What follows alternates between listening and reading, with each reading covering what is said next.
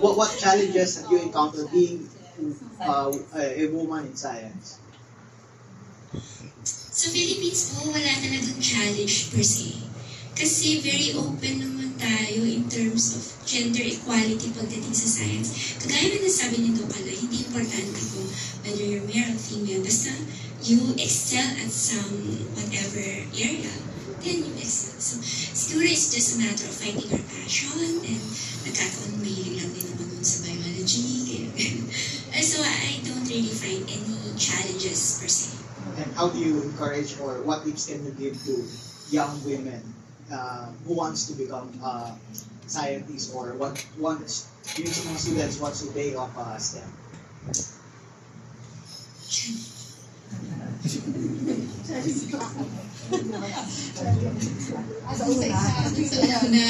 Yung challenge. So, doon kami, baka, young scientist was si Doc Eileen. So, challenges. So, one of the major challenge, I would say, being a woman in science is, ayun nga, ang nakita ko talaga is rearing a family. And, we have biological clocks. And then you are trying to advance your career, at the same time your biological clock is ticking.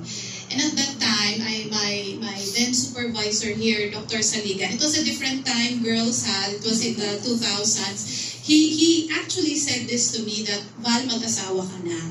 I was 27 at that time. Sabi niya, kasi mahirap na magpi-PhD ka, tapos wala ka ng asawa pa. And then, this is a different time, girls, kasi medyo, baka, in today's time, medyo offensive na yung sinabi niya. Sinabi niya na, kapag nag-PhD ka, magiging 3-5 ka na lang. Kumbaga, mag-devalue ka, dahil ang taas na nung career ng title mo, at the same time, medyo maganda ka na, diba? Kasi mag-PhD ka pa, so medyo 30s. At that time kasi, 25 was the marrying age. Parang 23 to 25, yun yung ripe age to marry. I was already 27 at that time.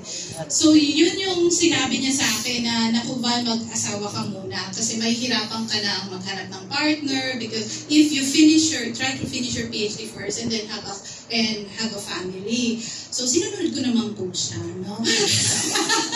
Nag-asawa po muna ako bago ako nag-start ng PhD. But then, another difficulty arises. Dahil nag-PhD ka, buntis ka, may anak ka, and even in whatever society, ma-Pilipino, ma-American, ma-Western, ang babae pa rin, ang talagang nasa bahay. Yung anak ko, kapag nasa kindergarten siya, pag nasa daycare, ako pa rin yung unang mag-absent sa lab, di ba? Kahit na yung asawa ko ay, pwede naman siya, pero dahil ikaw yung babae, ikaw pa rin yung unang mag-absent sa lab, kailangan sa 5 days na may sakit yung anak ko, 4 days yung kukunin ko na ako yung absent, 1 day lang yung sa anak ko, yung pagaling na siya, yung hindi na siya masyadong alagain. So these are still very in whatever society. Yun yung and I think this is not only true for scientists, but this is in whatever career. Na if you are trying to yung hinahabol mo yung career mo, then you have your family, medyo mahirap talaga siya i-juggle yung career and family life na meron. So but my advice na lang to girls, no? So this is my advice to girls, because this is nakita ko to sa story ni Marie Curie and Pierre Curie, no? Do you know that Marie Curie is the only scientist who has two Nobel Prizes, one in physics, one in chemistry. And during the time when she was being nominated to be for the Nobel Prize, hindi siya ang dinominate ng Academy because she was female. She was the one nominated was Pierre.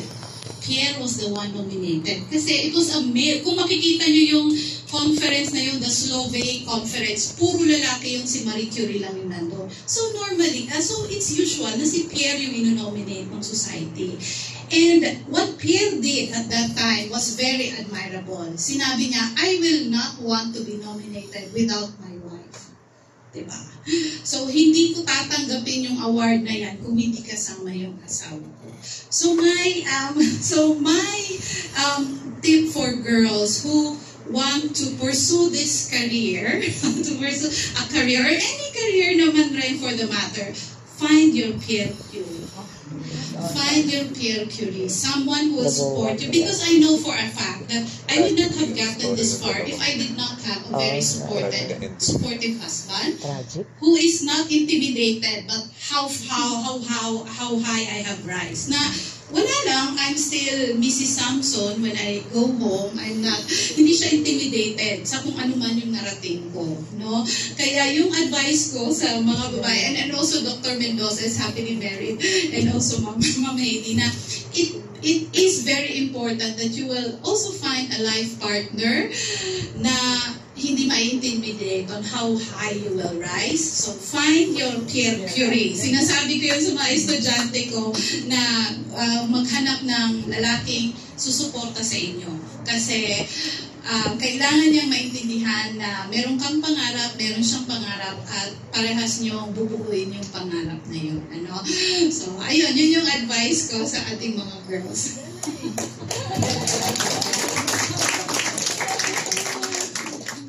I think sa case ko, parang similar kay Doc Val. Kasi when I graduated, nag-asawa ako agad. So at the age, ganun yata pag tinuno, yung love. Parang iba na kasi, well, obviously, iba sa panahon na yan, ano. So when I was, so apat ko ang anak ko, puro lalaki silang lahat. My youngest is, ilang taon na siya? 25. 26. So yung eldest ko will be 34 this year. So, huwag nang bilangin yung edad ko. Pero ano po, I think, parang when I had my first child nung 23 ako, and my last child when I was 29. So, parang after that, parang okay na. Pero yun na nga po, ang naging challenge that time was, of course, sabay-sabay sila maliliit. So, I had to be absent. Pero ang isa lang, may mga araw po na talagang mag-absent sa work. But yun na nga I don't know, pero kasi di ba pag sa gobyerno, hopefully naman mabait yung boss, nakakapagpaalam ka. Hindi kasi, pero kasi ngayon nagbabago na rin ang trend ng gobyerno, medyo talagang output-orient. Meron na rin ganun, palaban na rin ng gobyerno talagang nagla-level up. Pero kasi, sa government, sa tingin ko, mas understanding, lalo na pagtungkol sa pamilya ang pag-uusapan. At susuportahan ka talaga. Hindi ka tulad pag sa private na minsan ang hirap magpaalam na baka iti-take against you talaga na absent ka ng absent kahit na about health na talaga ang concern. So, I think nakatulong na nasa government ako nag-work. So, I think napakalaking bagay yon. Kasi yung pag-attend ko sa mga program ng mga anak ko sa school, pagsama ko sa kanila, pag-check up sa doktor, hindi siya, very supportive yung mga boss ko, hindi siya naging issue, never siyang naging issue. Even with the institute, hindi naman nila kinukasyon yun. So, I think magandang magtrabaho sa gobyerno. I mean, hindi yung dahil inaabuso siya, pero I think it helped me a lot na sa government ako nag-work. And actually, noon kasi yung husband ko nag-work, so okay lang ako kahit maliit yung sweldo ko. Pero ngayon kasi, malaki na rin yung sweldo. And actually, malaki na po ang itinaas ng sweldo ng mga kawani ng gobyerno. So, iba, starting talaga dito, mataas na po kung ikukumpara nyo sa private. So, ako, ini-encourage ko yung mga kababaihan dito, magandang mag-work sa government. Lalo na kung gusto nyo mag-raise ng family. But hopefully lang talaga, hindi ko alam kung lahat ay kasing supportive ng PNRI. But hopefully the same rin naman. So, you can consider, kasi kung titingnan nyo sa mga salary grade, lalo na ngayon, yung sinabi ni Doc Val, kung technical kasi, mas mataas agad ang SG. Siyempre, pag ikukumpara nyo pag nasa admin, mas mataas talaga pag technical ang background mo at ang trabaho. So, yun lang po. Thank you.